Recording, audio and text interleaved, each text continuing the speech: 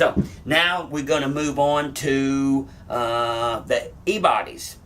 1970 was the introduction of the E-bodies, and their very first year, 1970, they got the master cylinder that is the rarest, or it's a running neck and neck with the Hemi. The most desirable master cylinder that there is. 1970 E-bodies. That includes the ARs and the TAs. Got the classic, extremely rare, extremely expensive 222 9171 master cylinder.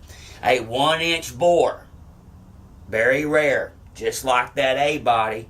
And it was cut down. See how it's shorter than the B-body? Yes, this was used only on the 1970 E-bodies. 1 year and 1 year only. Very unusual. It had this little arm and this screw that helped keep the guts in right here. So it will not mount to a flush face booster. You see that right there? That's why those 70 only boosters had that indention right there around the master cylinder rod. These were designed to be a matched pair. Then in 1971, on the E-bodies and the B-bodies, they changed the design. They went to the snout master cylinder. This master cylinder is extremely prolific, called the snout master cylinder. Street term. They increased the stroke right here, so they put on this protrusion. And actually what Chrysler did notice was, they noticed on that, after that 1970, that the 1-inch bore was a little bit small. It didn't quite push enough fluid in certain applications. Extreme applications. So they increased the bore one size up to 1 inch and 1/32. That is halfway between 1 inch and 1/8. 1-inch bore, 9171, to 1 inch and 1/32. Halfway in between. This master cylinder right here, extended stroke, 1 inch and 1/32 bore, is a classic. It's Chrysler unit. 346 1187. 346 1187. This master cylinder was used on the 71 through 74 B bodies and the 71 through 74 E bodies. Alright, my friends? Then we move on to the last granddaddy, the rarest master cylinder that there is, and probably the most expensive, but not quite as high as a demand. Right here is, we have the classic Hemi master cylinder, the bad boy of them all for the E-body and the B-bodies, the 71 B-bodies. As normal with the Hemi, it's always biggest, had the 1 inch and 1/8 inch bore.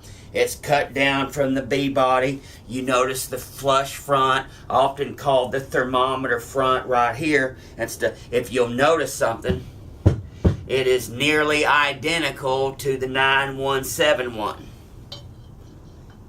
Except it used a big old bolt to help hold the guts in, and 1 inch and 1/8 inch bore. No bolt boss on the bottom. And 9171 used this little gizmo right here and a screw inside. So there we go. We had a quick rundown on master cylinders. Now the other reason this one right here, this 9171, is so desired is because if you can't find this bad boy, then your alternative is bolt on the 71 and up.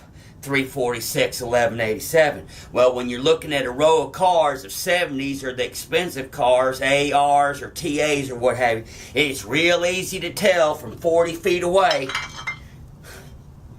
by the master cylinders which one's supposed to be on the car. That's right.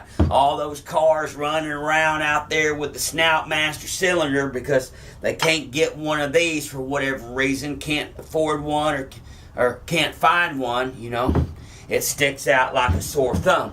Want to run over date codes real briefly and real quickly. In general, there's basically 2 lines on the side of a Bendix master cylinder. They were always on the port side right here.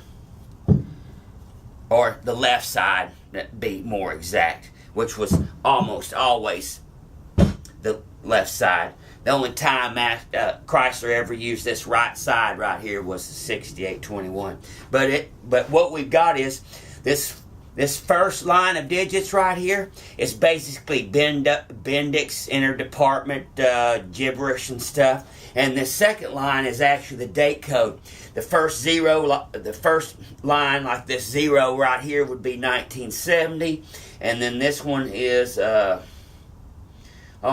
one of that run, that 266th day of 1970.